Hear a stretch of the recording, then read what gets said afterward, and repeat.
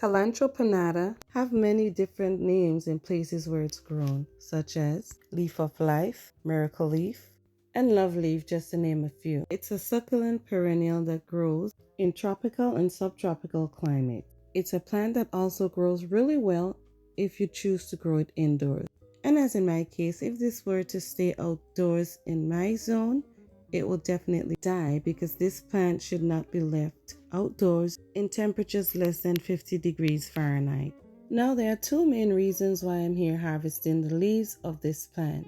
The first is because of its medicinal benefit, and the second is once I harvest these leaves, the plant would automatically send out new leaves which will continue to grow and produce more, thus keeping the plant healthy. Some people use this plant as an ornamental. However, if you delve into some research, you'll notice how much of an important plant this may be and how much more benefits you can enjoy from having this plant around.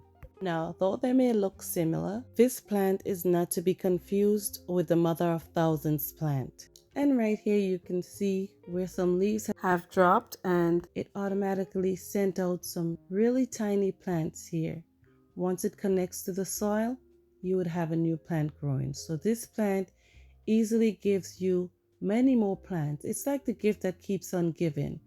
And this plant is also very easy to maintain. There's nothing much to it. And for the leaves that drops and does not connect with the soil, this is what it looks like. It just stays and air dries, and it's really easily crumbled. So in other words, you can actually make powder if you allow this leaf to dry. So with this leaf here dropping, not touching any soil, but just simply air drying on its own, simply gives me the idea of being able to dry these leaves and making powder with it to store it up.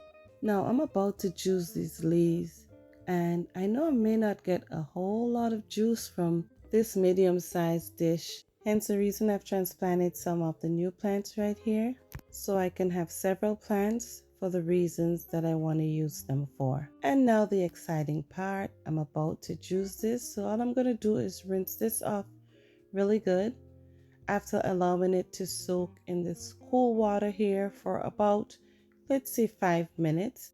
And you don't have to do all that. All you can do is just rinse and go.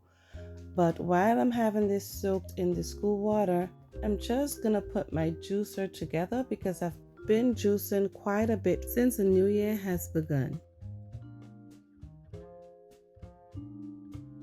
Now, if you notice, the leaf still has the stem attached to it. It's a long stem that's pliable and has some juice in it, so I'll be juicing that also. A pretty good harvest, I would say. One of the funnier things we would do as a kid growing up, we would grab one of these leaves, just pluck it off the tree, and you would be only qualified to do this if you had a secret crush. We would then write the name of our secret crush on that leaf and place it in one of our textbooks and monitor that leaf for a few weeks. And when the leaf starts sending out new growths, it was an indication that you were in love with that person. Silly, but those were fun times. Now as the juice is being extracted, you can see that rich green color here. I love this juicer. Look at this, almost bone dry. So it does a pretty good job of extracting the juice from whatever I'm juicing. Alright, now here it comes.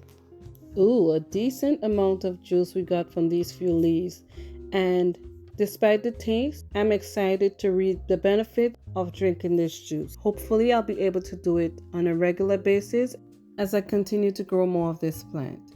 As always, thank you for watching, and I'll see you on the next upload.